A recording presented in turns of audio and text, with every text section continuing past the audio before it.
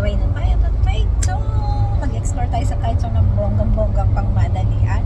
Ito ay hindi prepared, unplanned na collaboration with my special friend, our special friend. Yan lang view.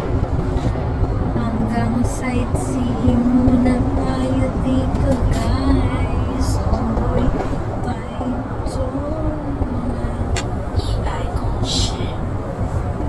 View, guys. So, diba? Guys, sa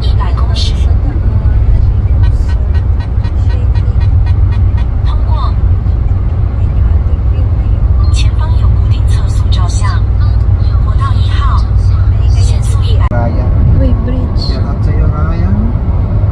Uy, ang haba ng Ryan, bridge. sa inyo, Ganda. pag-gusto dito. Shout out sa inyo. Ang ganda, guys. Ang view. Ano to? Grabe ang lawak yung mga guys. Yan. Ah, beautiful view.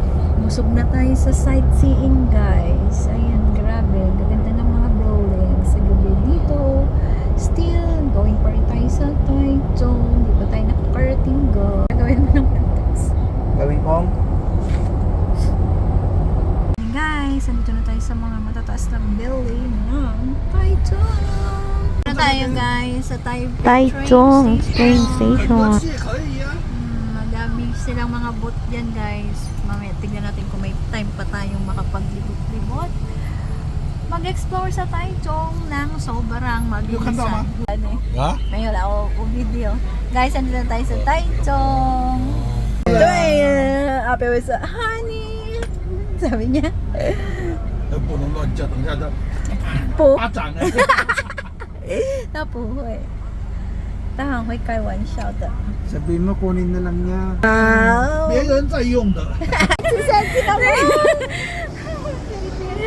Ayan na guys, si Ma'am Joy. Hello, hindi ako Ang sexy-sexy niya. Grabe. Being served, Alam ba niya na guys. mga vlogger tayo? Food has been served. Ang aming kuya dito sa Taiwan. Si Ape at si Ma'am Joy.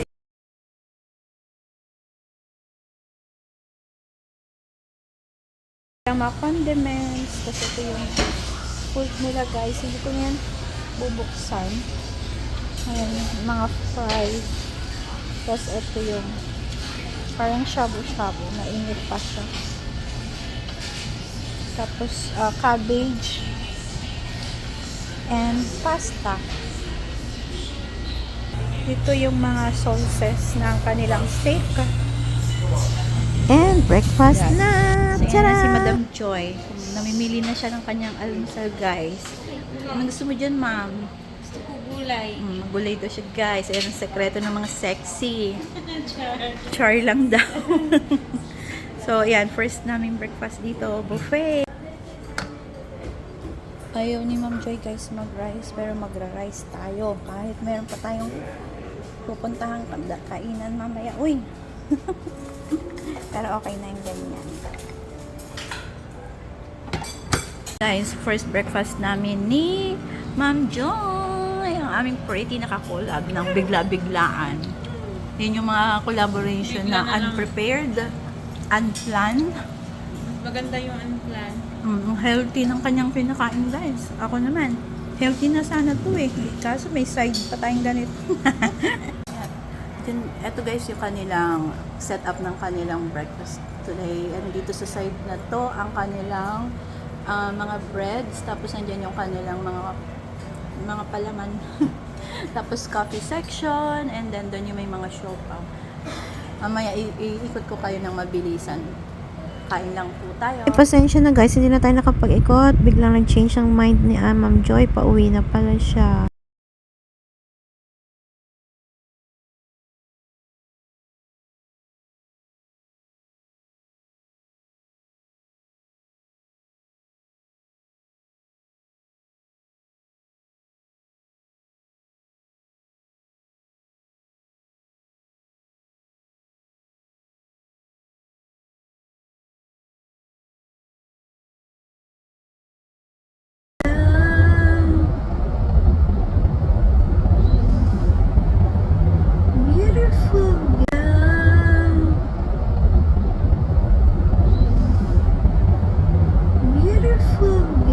Busog na tayo sa sightseeing, guys. Ayan, grabe. Gaganda ng